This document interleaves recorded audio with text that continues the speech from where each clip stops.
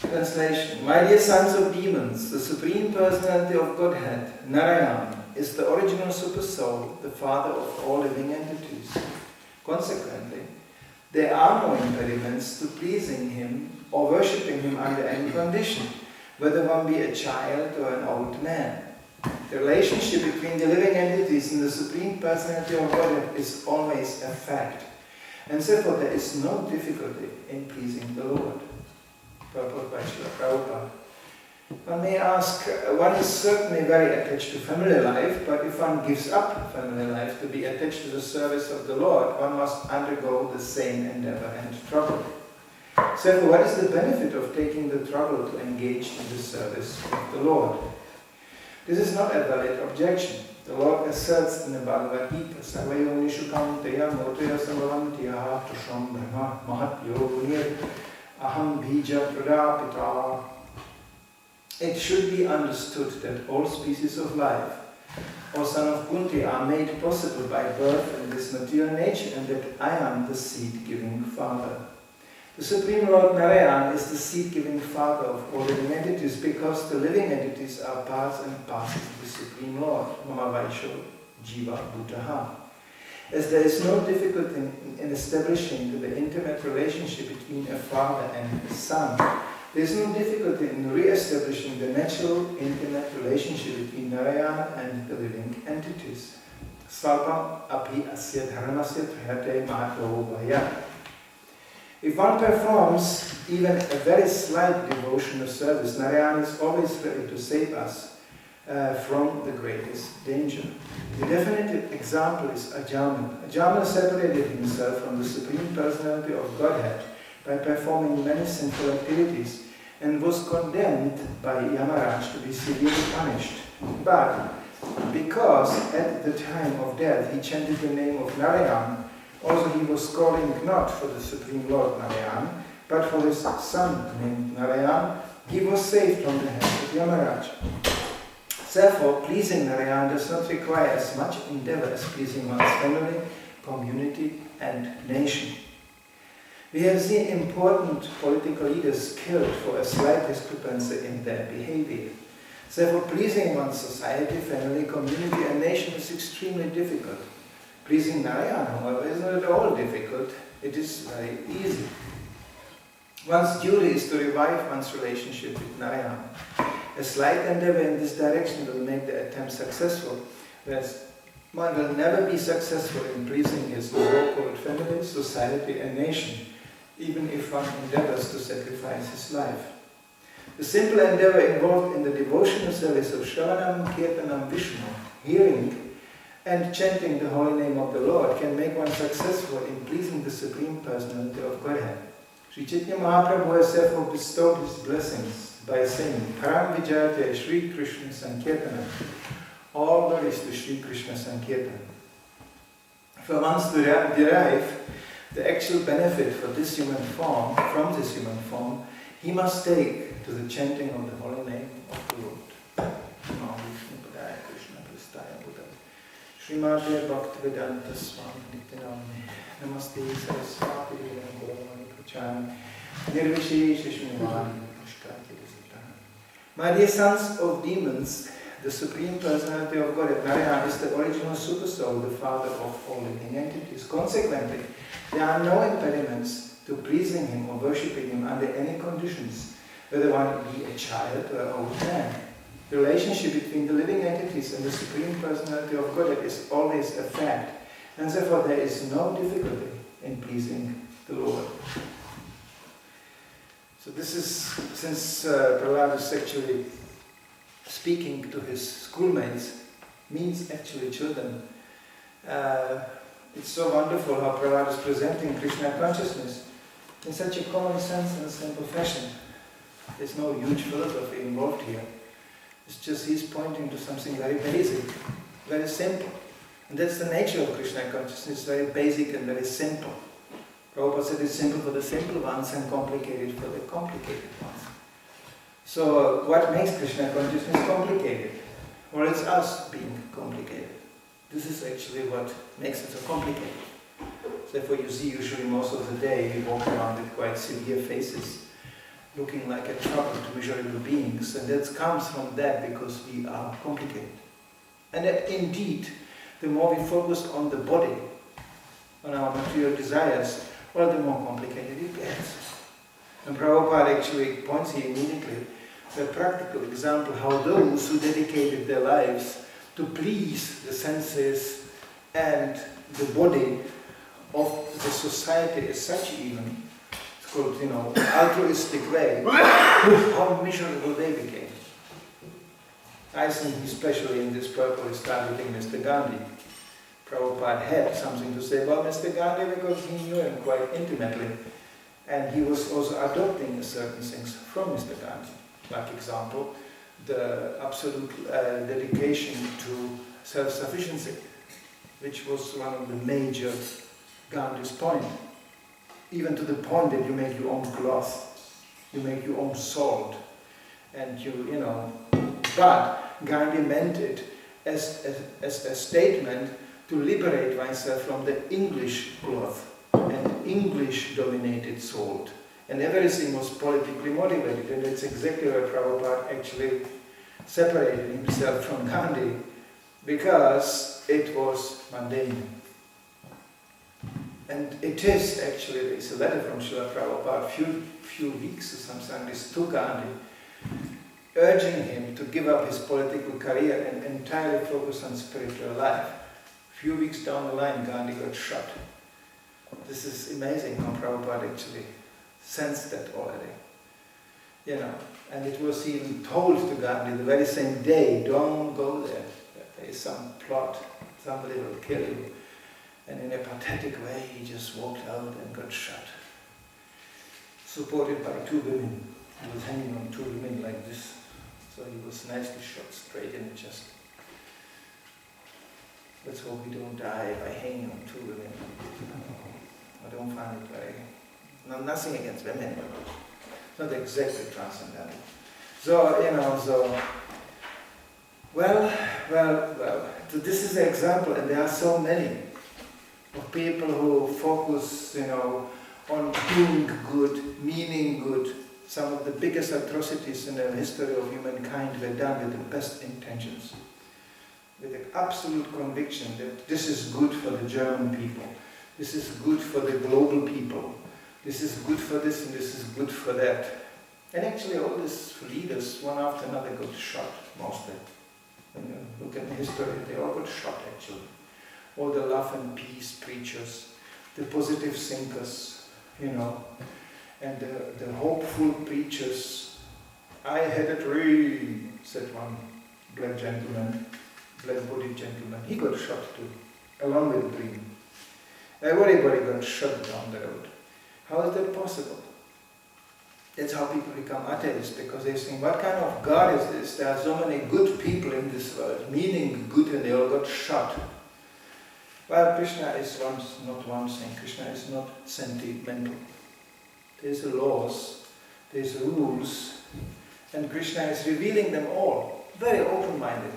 So this is the rule of the game. Take it or leave it.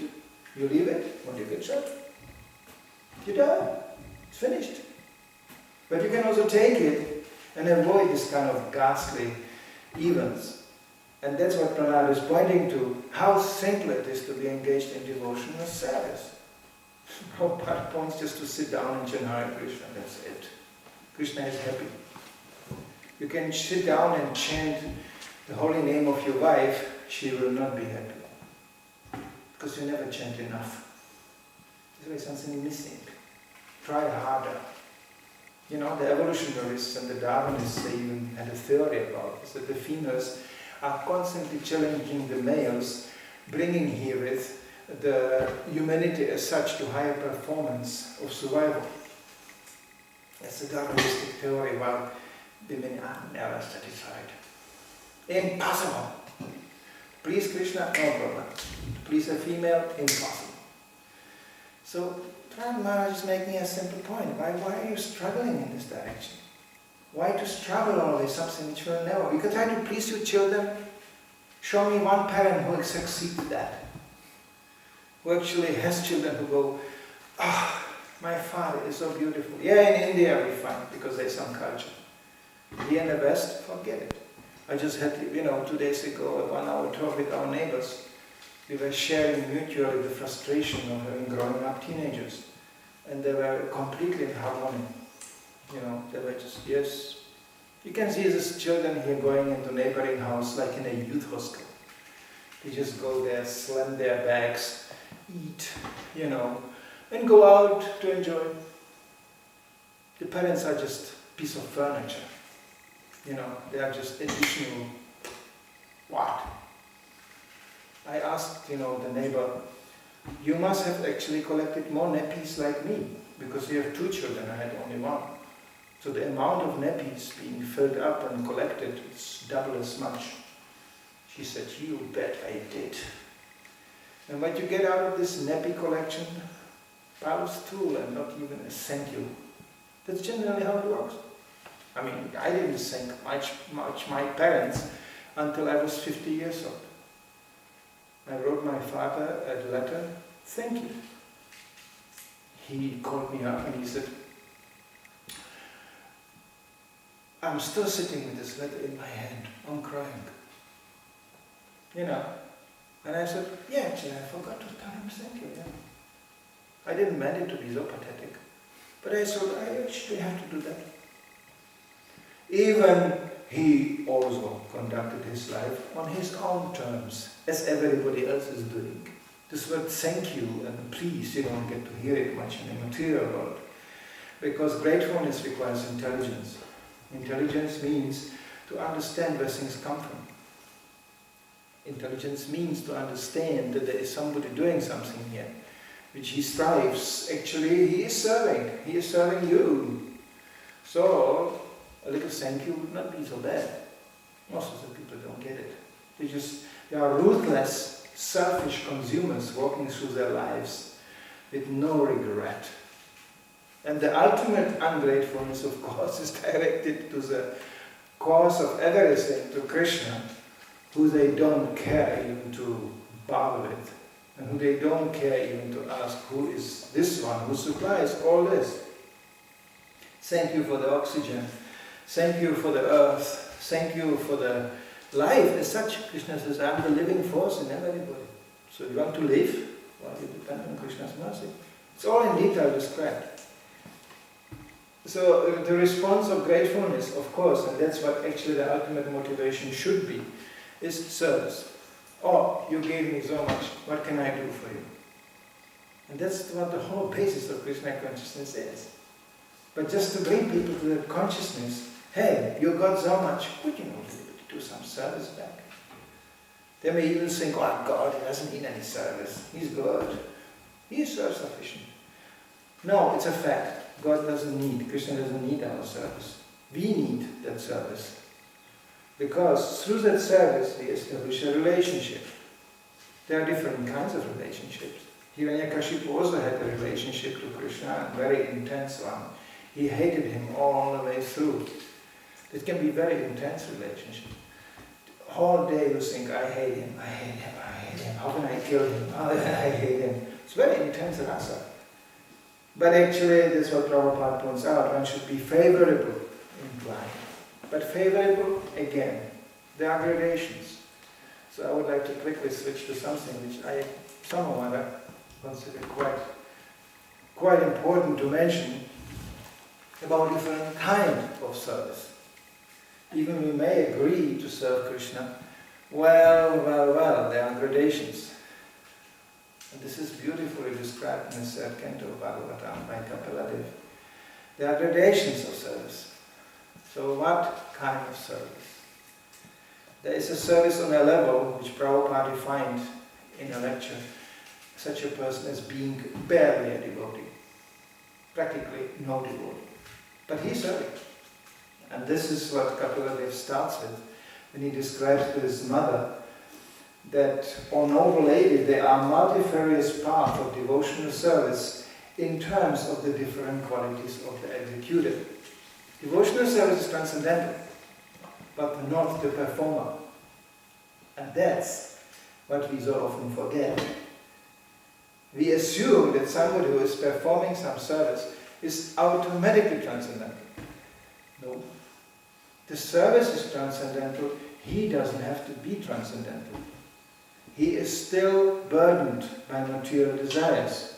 He can be only transcendental to the degree he acts transcendentally. Same thing like initiation. Initiation is beginning, it's not the end. So one is only a disciple to the degree one follows a certain discipline. If one has no discipline, one is not a disciple. Period.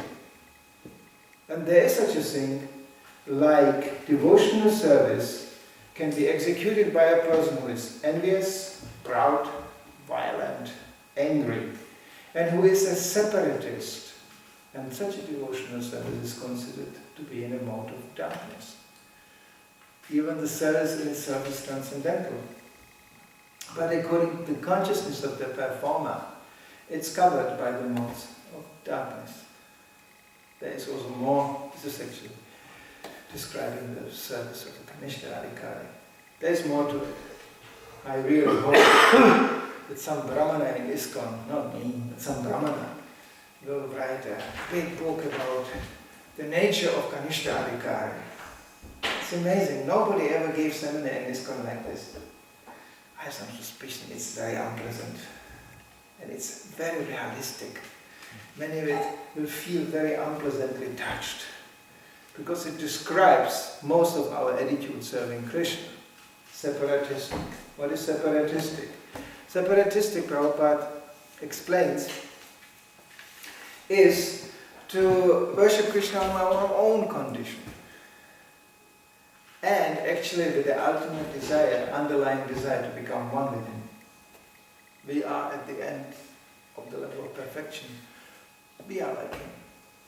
You know, separatistic means separated from the original purpose of that service, which is always, as Prabhupada advocates again and again, is in pure devotional service, the only motive should be to please the Supreme Personality of Godhead. It's actually not a motive, that is the pure condition of the living entity.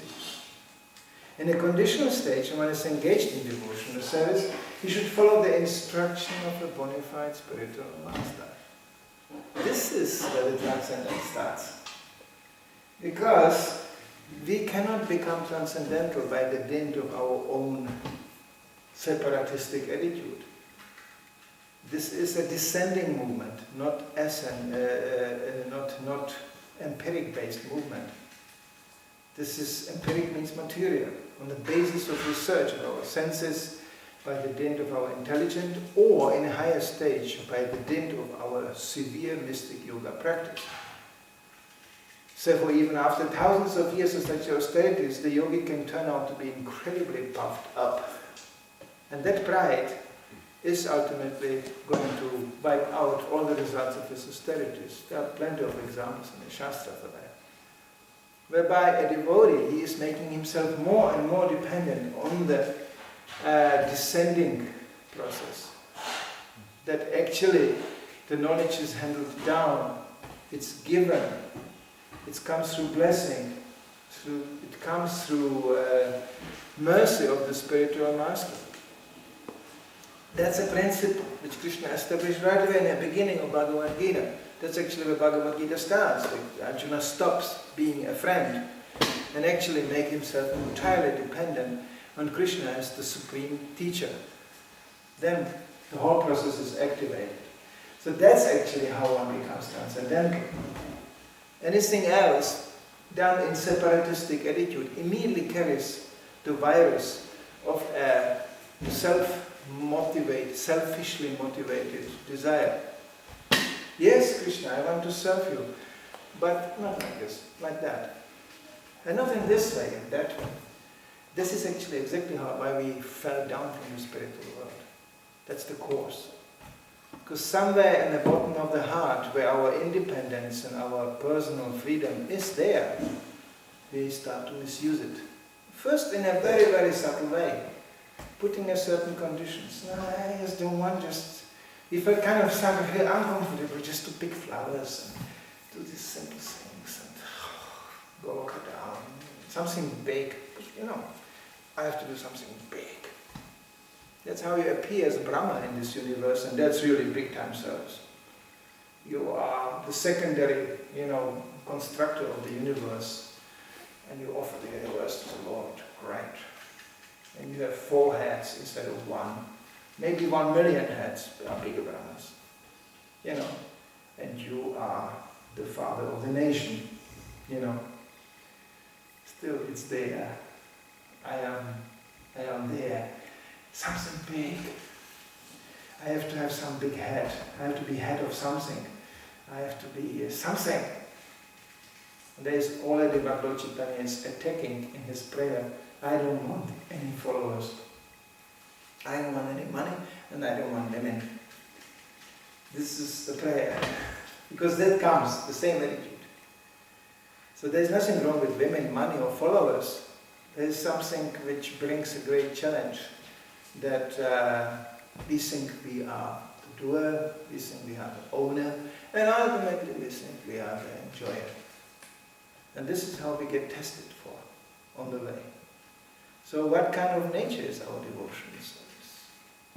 Therefore, further on, Kapila explains, the worship of the deities in the temple by a separatist with a motive for material enjoyment, fame and opulence is devotion, but in the mode of passion.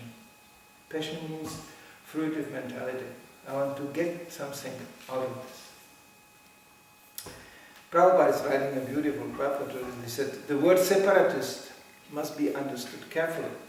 The Sanskrit words in this connection are bhinandrik and pritak bhavaha. A separatist is one who sees his interest as separate from that of the Supreme Lord. Mixed devotees, or devotees in a mode of passion and ignorance, think that the interest of the Supreme Lord is supplying the orders of the devotee. The interest of such devotee is to draw from the Lord as much as possible for their sense gratification. This is the separatist mentality. Actually, pure devotion is explained in the previous chapters. The mind of the Supreme Lord and the mind of the devotee should be devotated. Means actually identical. A devotee should not wish anything but to execute the desire of the Supreme. That is oneness. I remember one beautiful Vyasa Puja offering by a good brother who wrote exactly on this line, praying to Srila Prabhupada, I want to become one in desire. That's the devotee oneness. But, Prabhupada explains, when the devotee has an interest or will different from the interest of the Supreme Lord, his mentality is that of a separatist. When the so-called devotee desires material enjoyment without reference to the interest of the Supreme Lord, or he wants to become famous or opulent by utilizing the mercy or grace of the Supreme Lord, he is in a mode of passion. Mayavadis, however, interpret this word separatist in a different way. They say that while worshipping the Lord, one should think himself one with the Supreme Lord. This is another adulterated form of devotion within the modes of material nature. The conception that the living entity is one with the Supreme is in a mode of ignorance. Oneness is actually based on oneness of interest. A pure devotee has no interest but to act on behalf of the Supreme Lord. When one has even a tinge of personal interest, his devotion is mixed with the three modes of material nature. And finally, Kapila Dev is explaining not exactly the transcendental mode, but the highest mode possible in the material nature to worship Krishna, and that's the mode of goodness. When a devotee worships the Supreme Personality of Godhead and offers the results of his activities in order to free himself from the inebrities of fruitive activities, his devotion is in a mode of goodness. And that's